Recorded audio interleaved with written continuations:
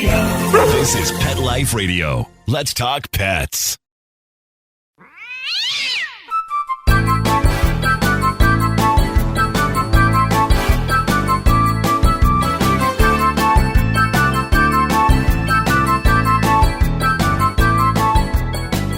Hey there, cat lovers. Welcome to 9 Lives with Dr. Cat on Pet Life Radio. I'm your host, Dr. Catherine Prim, and I'm a small animal veterinarian and crazy cat lover.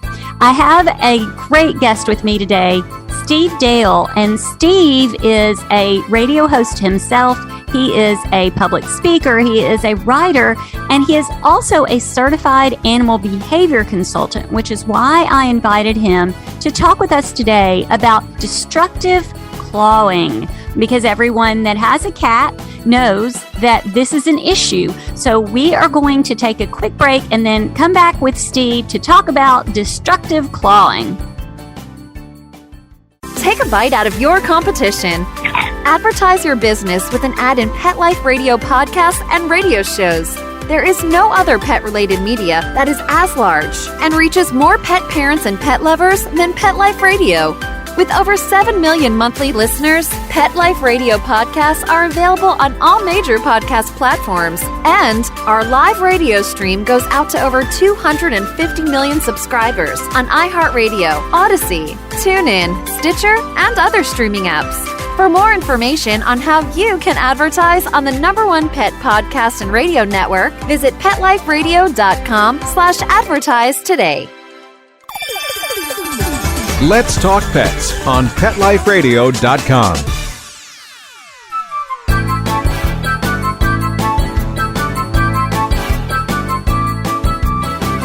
Welcome back to 9 Lives with Dr. Cat on Pet Life Radio.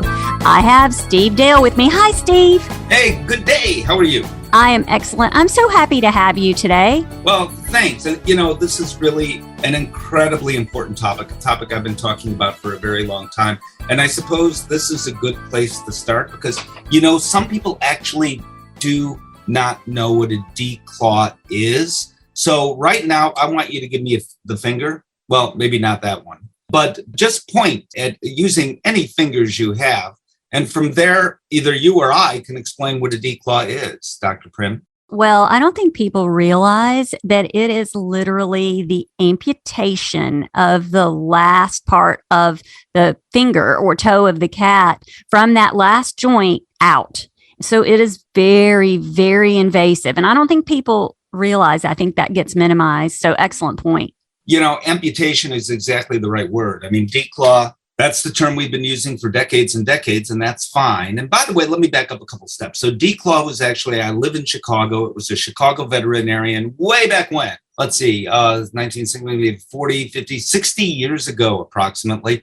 As cats were being brought indoors, this actually coincides with the invention of something called cat litter. So cats were brought inside more often because cat litter was created and people wanted to live with their cats, but people found out that cats scratch. And this is before scratching posts were invented. So cats used what they could, which included furniture. And one veterinarian, a Chicago veterinarian, thought of this idea, began doing this in his practice, and wrote about it in the Journal of the American Veterinary Medical Association without any research as to whether there could be harmful effects, how to deal with the pain of declaw. And can you imagine back in the day? Today, we have better analgesics, better ways to at least control pain in cats. But back then, it was really very limited. So can you imagine? And the techniques have been, at least, if you're going to do a declaw, do it right. Not that I want anyone to do declaws, but the techniques hadn't been yet perfected. So imagine the chopping off of parts of paws. I mean, that's essentially what it was. The tendons themselves, amputating without the kind of pain control we'd like to see that would have occurred back in the day. And imagine publishing something without any research. You know, it was a different era. Well, studies eventually were done. And those early studies said, you know what? Essentially, there's no real problem here. We can control pain if we pay attention to it. Whether that's actually true or not, that depends on your opinion. of pain control at the time. And now I'm not going back quite as many years, but still I'm going back quite a ways. And behaviorally, no problem. Well, those were the studies in the 1990s, essentially even late 1980s. By the time we hit the year 2000, the tone and the results of these studies had changed a lot. And I do mean a lot. And I can go through some of the research and some of the data. And if you'd like me to, I will. But I want to back up one step and make an important point of a word you used. And it's right. Amputation. So again, bend any finger at the last knuckle. And that's being cut off.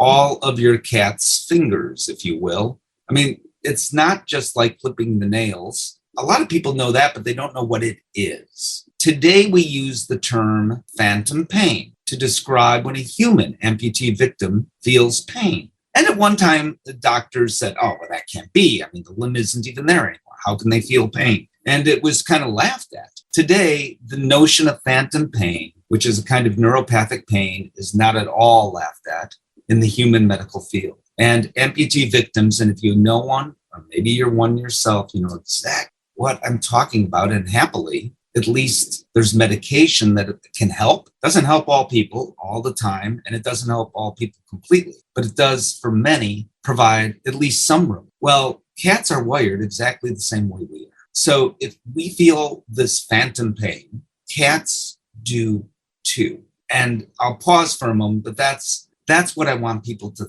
think about for starters. And I can offer much more.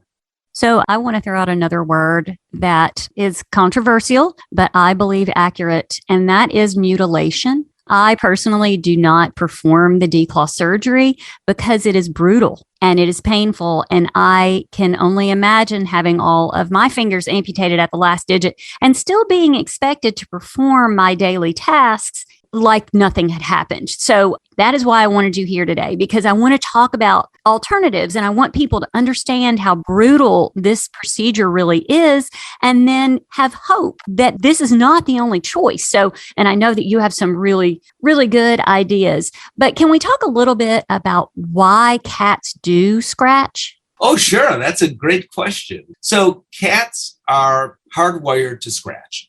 Even after a cat is declawed, they still go through the motion of it. And here's what happens when cats scratch. First of all, they're communicating by depositing pheromones, interdigital pheromones, which they have between their paw pads. So it is like you writing a blog or communicating in a podcast. Cats communicate in this manner. They are hardwired to do it. That's the first thing. The second thing is that it is a way for them, they actually keep their claws in condition. So the sheaths, the tops of the claws wear off, and this is a way for them to get them off. It feels good, presumably. Cats, when they reach up and give a good scratch, and by the way, the best scratching posts, now I could talk about this, are ones that cats can actually stretch and reach up and get a good scratch. That seems to be something that feels good for cats. They're probably experiencing positive endorphins just racing through their heads. Another thing is as a means of communication, when they're excited, they do scratch. And this is something that, it's one of the miscommunications between humans and cats. So you come home, you've worked a long day. Whew, I'm tired. I've come home. I've worked such a long day. You put your key in the door, you walk in the house, and the cat's near the door, and then the cat runs in the other direction. Dogs, they run to you. They say, hey, I missed you all day. I'm jumping all over you. I'm kissing you all over. I'm so happy to see you. Their butts are wiggling. Cats generally don't do that. They run the other way. And they may scratch, hopefully on a scratching post. This is why having a scratching post near a door that you frequently enter the home is important, because otherwise the cat will choose a sofa or a chair or whatever happens to be there. And they go scratch, scratch, scratch. What they are saying in cat language is, I'm happy to see you. So cats express emotions by scratching as well.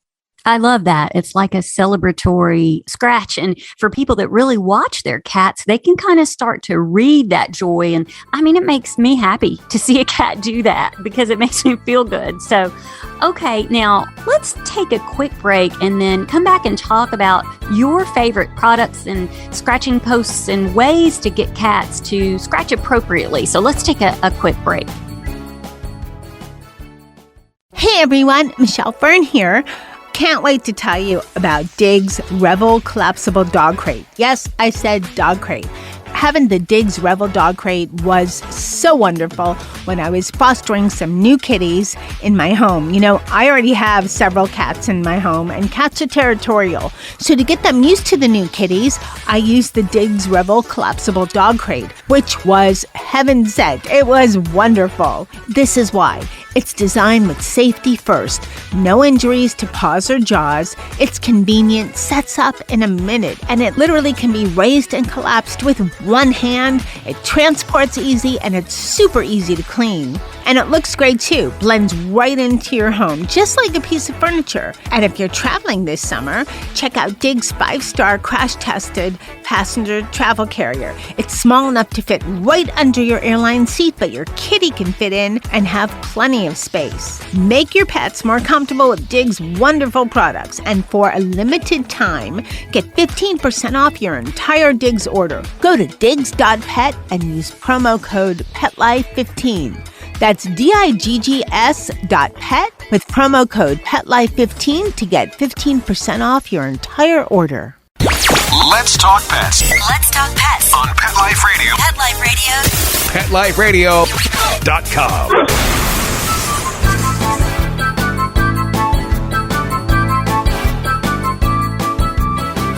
Welcome back to 9 Lives with Dr. Cat on Pet Life Radio.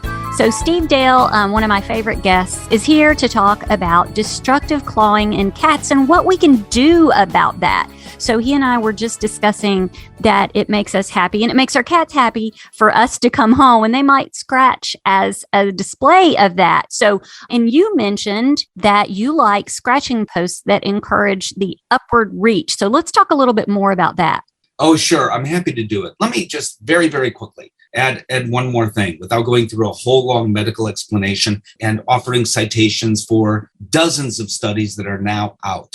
Cats that are declawed are more likely to urinate outside the litter box for a variety of different reasons. One, it may hurt to use the litter box. Their gait changes as they age. So all cats, let me rephrase that, many cats, certainly not all cats, but actually many cats, and arguably most cats, will suffer from some, we know this now, osteoarthritis as they age. That is exasperated, it seems, when cats are declawed. When cats are declawed, because it hurts to walk in a certain manner, over time their gait actually changes. And that actually enhances the chances of cats being arthritic. Cats are living longer than ever before, which is a wonderful thing.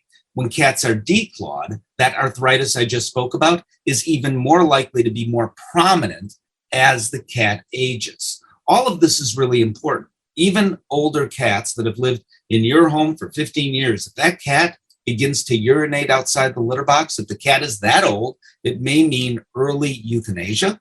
If the cat is a bit younger and say 7 years old and missing the box, the cat may be given up to an animal shelter. Also, I mentioned arthritis. None of us want our cats to be in pain. This is more likely to happen when cats are declawed, and even diabetes, of all things, is more often to occur. With less ability or wanting to move around, not that cats are that aerobic, but they do move around. They do exercise some, but less in general. If they are declawed, then that cat is more likely to be overweight or obese, which means diabetes. Also, a cat that's in pain, and by the way, cats always don't show us they're in pain. So a cat that's in pain over a longer course of time, that cortisol that occurs and occurs and occurs because the cat is in pain, chronic pain every single day. And if you know someone, or perhaps yourself, have suffered from chronic pain, I mean, that's a big deal, except you can control it. You can talk to your doctor about it. Cats often are so stoic, so adept at masking pain. We truly don't know that they are in pain. And even a, quote, low level of pain over a course of time means more cortisol. That can mean diabetes just because of that. And there are studies that show all of these things. And I said studies on purpose. Today, multiple studies to show all these things that I just spoke about. Now, to answer your question, yes, the first thing we do is we want to make, if the cat is scratching at an inappropriate, defined by us, the cat is just a fine place to scratch. That chair, that sofa, that heirloom that great grandma passed down, whatever it might be, that place you don't want the cat to scratch, seems fine for the cat. So we have to offer alternatives that are appealing, and we have to make those places where the cat is scratching, where we don't want the cat to scratch, unappealing. We can make those places unappealing in all sorts of different ways. If the cat is scratching at a sofa, for example, right now I'm sitting at my desk in my office, and I have one of those plastic, that you put the chairs on and the chair slides because I've got this plastic thing underneath. I once flew out the window. It's so slidey. Well, if you turn it upside down, you've got those little nubbies on it.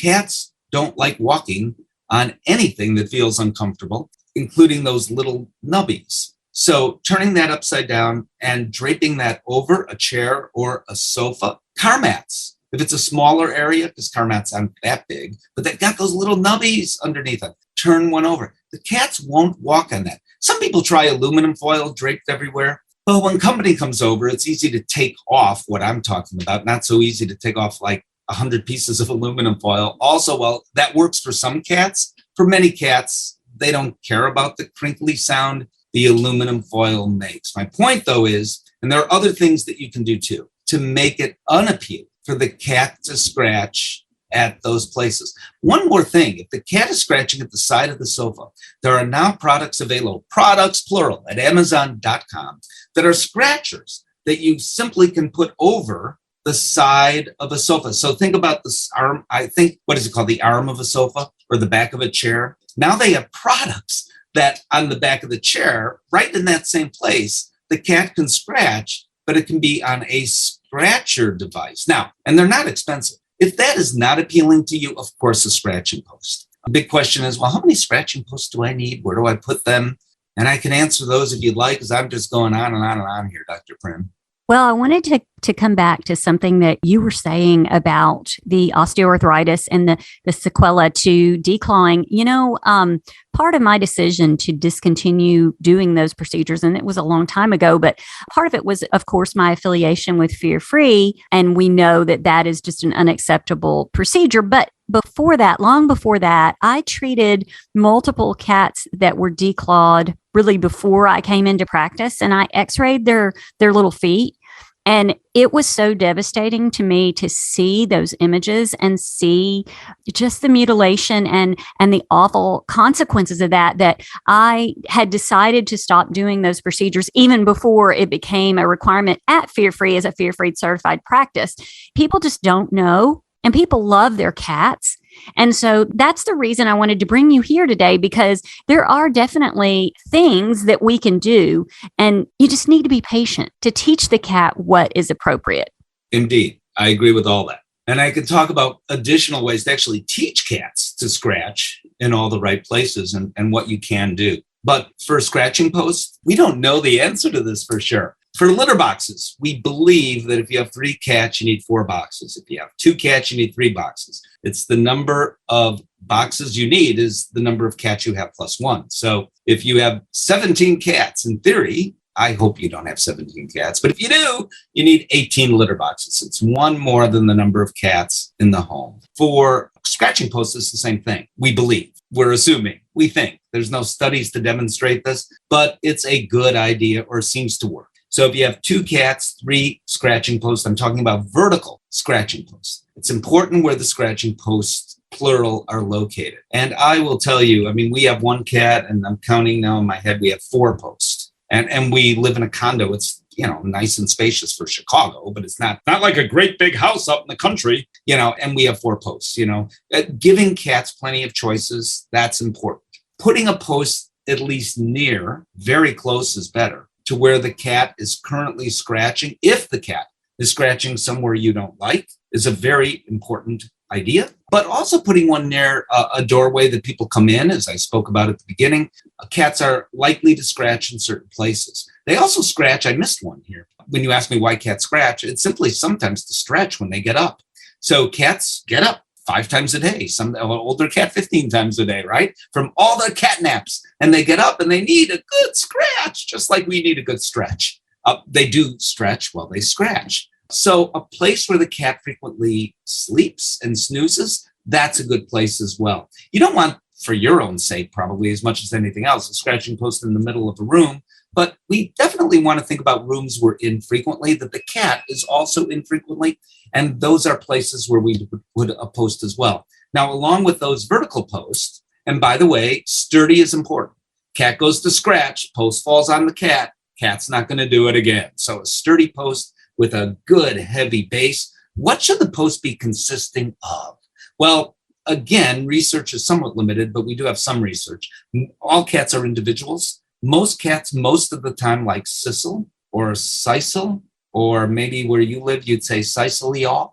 But whatever you call it, it's that ropey stuff that goes around the post. Carpeting is the second choice, probably because that's the second most common thing that we find in posts. Some cats here and there have generalized and begin to scratch at the carpet. Not only the carpet on the post, the carpet in your living room or your dining room, which we don't want. But most cats don't do that, but it can happen. So sisal seems to be, or sisal, that ropey stuff, the most common preferred choice for most cats most of the time. Ideally, the post should be high enough where the cat can reach up and get a good stretch. So there are posts that are made, just like litter boxes, by the way, and I think we've talked about this, just generally aren't made large enough. Well, the same is true for scratching posts not made high enough. That is, I am happy to say, changing, but try to choose a post within your budget, and posts have come down a bit in cost. Now everything's gone up in cost, but overall, posts have gone down a little bit. And the higher, to some extent, the higher, the better. Also, some posts, and I would have one of these if you can afford to do it in your house, that is also a play area. So there's a scratching area, but there's toys dangling and there's a napping place, because then cats like to scratch after they play. And as I said, after they nap, and you're providing an all-in-one playground for the cat in that way.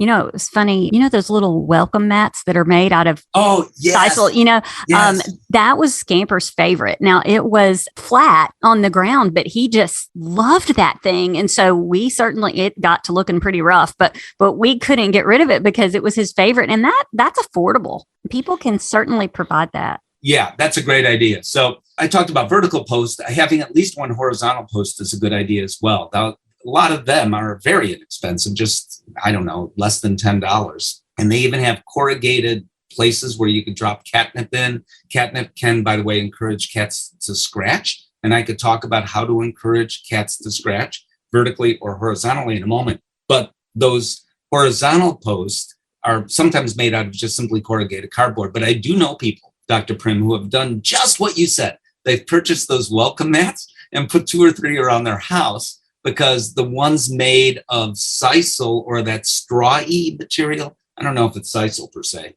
but that straw material, you all know what I'm talking about. They're not expensive. Some of them are actually kind of pretty. They have flowers on them and things like that. One has the Tower of Pizza I saw in someone's house. So they're in Italy, even though they happen to be located in Arkansas.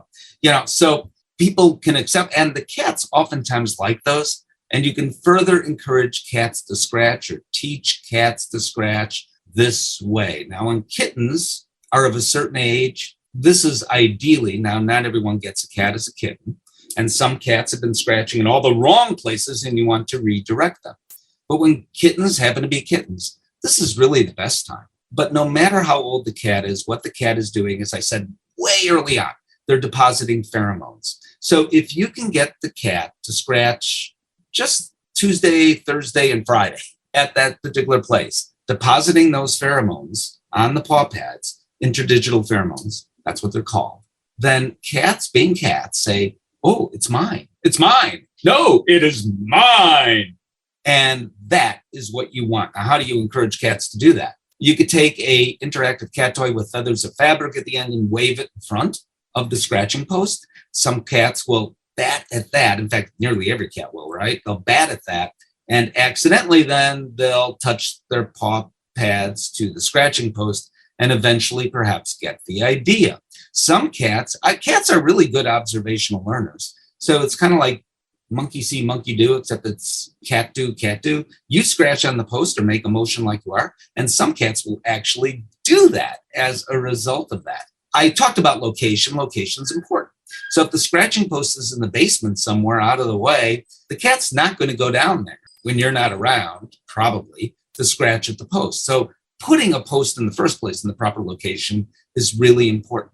You can go through a process called clicker training of actually teaching a cat just about anything, including to scratch at the post. Now, some clients, some of you may be happy to do this, and it works. As others say, it's too complicated, too confusing. So it depends. But what you do is you take a little box, looking around. I happen to have one. This is amazing. It makes a noise like that. And my dog came running. It makes a noise like that. And what you do is you offer a treat, offer a treat, offer a treat. Cat associates that with something really, really good, very special treat. And then you shape the behavior. You do this when the cat lifts the paw a little bit more, a little bit more, a little bit more toward the post. You can get a person, by the way, to do anything. It's not a clicker, it's $5. So let's say you're next to me in a room and I want you to get up and walk to the other side of the room. And you know I want some behavior. So you look at me, I don't do anything. You finally stand up, I give you $5. You stand up and you walk in the opposite direction that I want you to. I ignore you, but you turn around and you walk toward the other side of the room, at least in that direction. I give you five more as you continue walking. So that's the idea for here. What we do is we give the cat $5 by giving the click. You don't have to give a treat every time. Intermittent reinforcement actually works best. That means reinforcing like you would Las Vegas, a slot machine. Sometimes you win, sometimes you don't at the slot machine, right? That encourages us even more, motivates us even more to use the slot machine. Same with cats, actually. So as the cat scratches just a little bit or puts the paws up just a little bit, do that, touches the scratching post, do it again, touches the scratching post again, then kind of looks at you like you're crazy, don't do anything, touches the scratching post again. And you get the idea. We can actually teach our cats to scratch this way. Once a cat gets it, not only have they delivered those pheromones to the scratching post, so the post says, this is yours, essentially. But in addition to that, it feels good for the cats, as I described earlier, to do this. And cats usually will continue to use that post if it's an appropriate post at the appropriate place. So I want to kind of make a point about that because I'm afraid listeners are going, oh my gosh, I can't do that. But really, it doesn't take long. Cats are very bright. And it's super fun to bond with your cat and to work. It's like a game to teach your cat something. So I would encourage all the listeners to give that a shot. You'll be surprised. Oh, I agree. But having said that, as I described, you could simply take a toy and wave the toy near the post, and eventually the cat will begin to touch the post and maybe begin to scratch at the post. You could rub catnip on the post. Some cats, it depends on the cat, but many cats will then, wow, this is exciting. They get so excited by the catnip, they begin to scratch at the post. The key is to get your cat to do this 3-4 times. I don't know what the magic number is. There's been no study on that, and it varies from cat to cat. But if you can get your cat to scratch just several times at the post, then it becomes your cat's, and your cat will get the idea. And simultaneously, for cats that are scratching at places we deem inappropriate, make those places uncomfortable for the cat to scratch. So now this becomes a better choice. I read a study that citrus scents are aversive to cats. Mm-hmm. So, maybe if you had citrus air freshener that you sprayed on the places you didn't want, I don't know. I mean, it might work for your cat, but it smells good to you. Yeah, I agree. And I've recommended that. So there are citrus spritzes. I don't know what they're called that you can buy. Just make sure that it's safe for the fabric because we don't want you to ruin your sofa. But if it is, then, so I don't know if I'd recommend that for leather or not. I'm no expert on that kind of thing. But if it works and it's not going to harm the furniture, then yeah, that can work because cats generally don't like it. Now, having said that, the habit of scratching may be so entrenched that while the cat doesn't like the scent, the cat will still scratch. What I like about placing something like a plastic desk thing or the car mats or something of that nature over it, cat cannot possibly scratch. So even if the cat ignores those little nubbies and says, oh, this is hugely uncomfortable. Usually they don't. Usually they jump on and jump right off. But if the cat doesn't, it's impossible for the cat to scratch at plastic. That's beneficial in a couple of ways. First of all, cat more quickly learns this is not, I can't do this. But also it saves your furniture from further damage. Yes, I love it. So, we could talk all day because this is such an important topic. But I think we probably ought to kind of stop there. I really appreciate your time, though. You're always so much fun to have. And I know how busy you are. I'm happy to communicate on this topic anytime. I do want to say that I give huge props to Fear Free for saying if you want to be fear free as a veterinary practice or a veterinarian, declaw is incompatible with Fear Free. More information about declaw and more importantly, what you can do behaviorally to teach your cats to scratch in all the right places at fearfreehappyhomes.com. Similarly, cat-friendly practices, which I'm a supporter of, they've said in a very strong way, declaw is incompatible with being cat-friendly. They have more information at catfriendly.com as well. So we have some cities that have banned declawing, and I think it's becoming more and more. I mean, I think that this barbaric procedure is on its way out. And so this information that we talked about today is going to be even more important. So thanks again. Thank you. And thank you to all of my listeners. Oh, and I forgot my amazing producer, Mark Winter. Always thanks to him. Everyone, go out and have a perfect day. Let's Talk Pets, every week on demand, only on PetLifeRadio.com.